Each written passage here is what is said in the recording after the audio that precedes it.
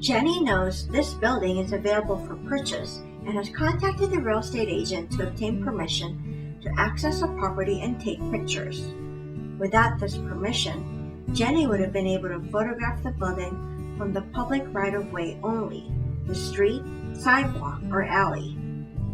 Jenny photographs the building from every angle, carefully noting the location of each shot. Each side of the building is identified by the location it faces, north, south, east, and west. The front of the building faces west. Therefore, the front, or facade, is a west facade. Corners are identified likewise, northeast, southeast, and so on. Jenny looks for changes in the building's lines and materials to identify possible alterations and additions. For example, closed-in or altered window and door openings may indicate a change of use. She photographs evidence of change and will compare these with building permits to identify dates and specifics of alterations and additions. Let's review.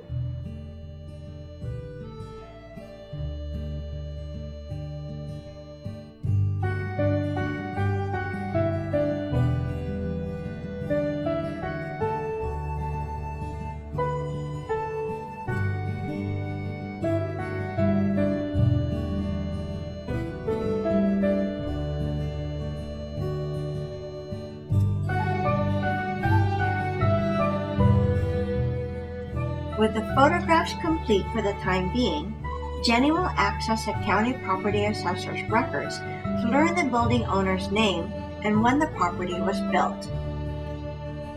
Property Assessor records are located at the county courthouse. In this case, the records are online. However, this isn't the case everywhere.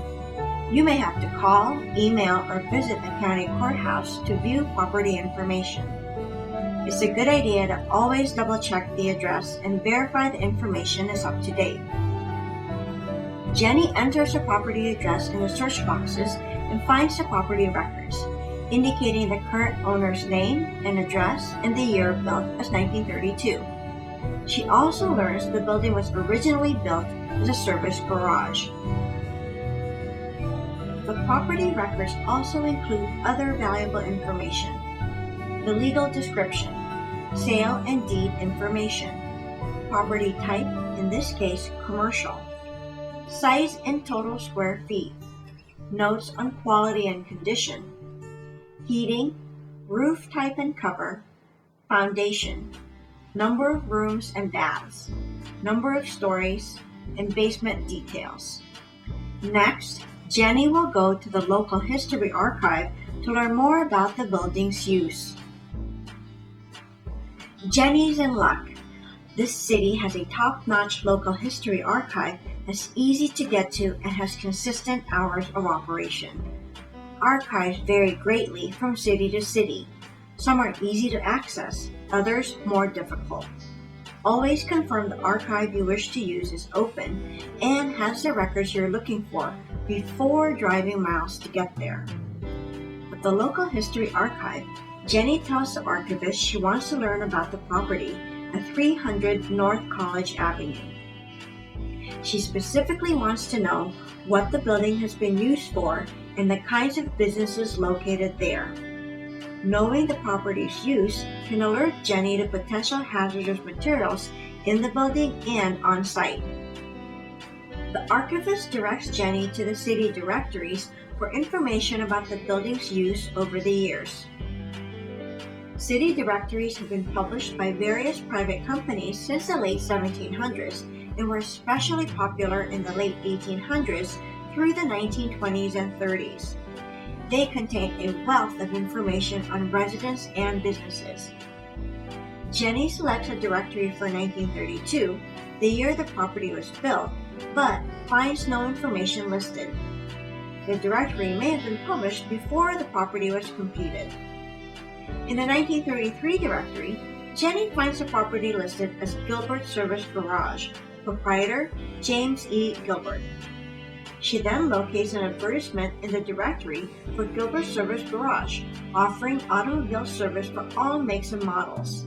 The ad also mentions the shop offers general blacksmithing service as well. Meanwhile, the archivist searches for historic photographs of the building. She finds none of the building itself, but it does appear in two parade pictures taken in the 1950s. Jenny asks about obtaining copies of the images, and the archivist explains the photo reproduction policy, fees, and time to obtain prints. Jenny examines city directories for each year up to 1940, when there is a gap in directories until 1948. The archivist explains there is a gap in publication due to World War II. Tracing the property's use through time, Jenny learns it has been used not only as a service garage, but a warehouse, with Gilbert indicated as proprietor. Jenny shares this information with the archivist, who retrieves business files that may have more information on Gilbert's garage and warehouse. In the files, Jenny learns James Gilbert had a thriving business, and for a time contracted to service the city's vehicles. For 12 years, the basement of the property was used as cold storage for the local cherry crop. From the city directories, Jenny moves on to telephone directories. She finds an ad in the 1954 directory for Gilbert's Garage, but the proprietor is named as Chip Miles. The garage continues operating until 1964, when the building suddenly vanishes from both the city and telephone directories. Then, in 1978, the property is listed as a Classic Touch motorcycle repair, and continues as such until 2004. It appears the building stood vacant for many years, and Jenny wonders how much the building deteriorated during those long years of neglect. Jenny's archival research has given her much to consider. The building's use as a service garage for more than 50 years means a high probability of hazardous contaminants, including motor oil, cleansing agents, and fuel. The building's age tells Jenny she's bound to find lead paint and asbestos. Contaminants and hazardous materials need abatement and/or containment. Either way, preparing for hazardous materials early in the project helps keep the project on time and on budget. Let's review what Jenny's learned using public records and archival resources so far. From the archives, Jenny goes to the city offices. She'll visit the planning department to check on current zoning and the building department to find out about permits issued for work. At the planning department, the receptionist shows Jenny the zoning map and tells her it's also available on the city's website. Jenny sees the property zoned RDR. The receptionist explains this indicates River Downtown Redevelopment. She tells Jenny she can talk with one of the planners to learn more about the RDR designation and about any current and proposed activity on the area, such as formation of an urban renewal authority, participation of the Downtown Development Authority in the area, proposed or upcoming historic resources survey of the area, designation of the area as a historic district, designation as a historic building, ordinances in place pertaining to historic buildings, historic preservation tax credits. Jenny gets a phone number for one of the planners and will call later for an appointment. At the building department, Jenny asks the receptionist if she may see all of the building permits issued for 300 North College Avenue. The clerk tells Jenny the city began requiring permits in 1952, so there will be no records prior to that year. She searches the database and concludes no permits have been issued for work on the property. This concerns Jenny because it means the roof has not been resurfaced for more than 50 years. Jenny leaves the city building and walks to a local cafe where she will meet a friend and subcontractor for lunch.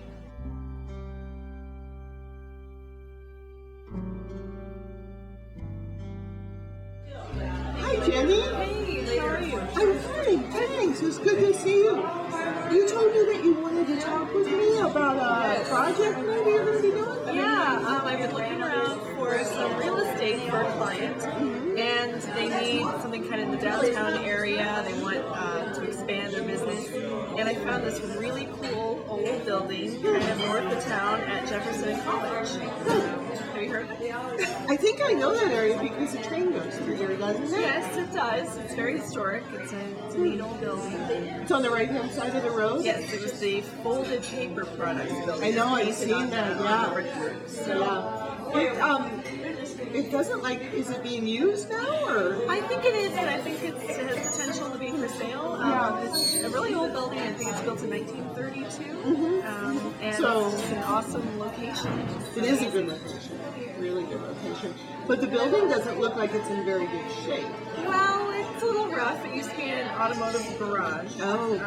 So it's got some character, but I just think that it's right in kind of the heart of downtown. It is. Pretty amazing. It is. Now you know with a building that old, you'll have problems with. You're probably going to have lead-based paint. Yeah, you may have some asbestos in there. And then if it was used for a garage, you probably, or you may well have some oil or some other contaminants and there's a soil. You're going to have to think about the cost that's going to be involved to get rid of those things. Well, I'm kind of doing my homework today, doing some research, and I think that all can be mitigated. And I mean, costs for mitigating that kind of problem is you have to kind of compare it with the cost of building something brand new. Sure. So, and we're never going to find that location and a price range that the client can afford. That is a new building. So. Right. And your client, that graphic design firm, if I'm not mistaken, aren't they one of the most active in kind of the green environment? They do a lot of nonprofit work and such. Yeah, and that's another big part of reusing an old building and not starting over and building a whole new building. And we're also looking into potentially getting some funds from the Urban Renewal Authority Oh, good. Yeah. and the Downtown Development Association. Right, So right. there's potential here to really do something pretty cool. That would help a lot. I mean, anybody that would help fund some of those things because they want to see a project happen down here, that'd be really good. So what do you think you're going to do next? Well, I actually, as a reminder, I have to call the planning department and make an appointment to talk about my next step. Great. I look forward to you don't hearing mind. more about it. No, go right ahead. Clearly, rehabilitating an old building requires a great deal of time and attention, perhaps more than building new. But the way Jenny sees it, it's an interesting old property in a great location, and she plans to present the idea to her client.